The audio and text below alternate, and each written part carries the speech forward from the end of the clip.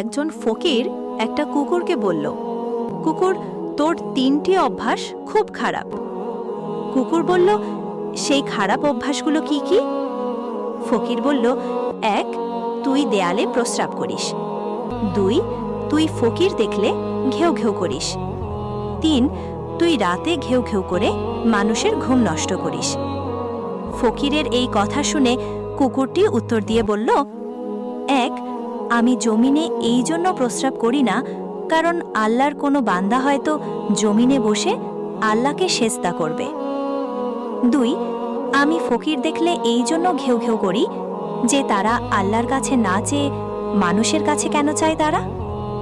3, আমি রাতে ঘেউ ঘেউ করে মানুষের ঘুম এই জন্য নষ্ট করি যে মানুষ গুনাহ করে রাতে আরামে ঘুমালে তারা আল্লাহর কাছে মাফ চাইবে কখন। ভিডিওটি ভালো লাগলে অবশ্যই বন্ধুদের কাছে শেয়ার করে দিবেন।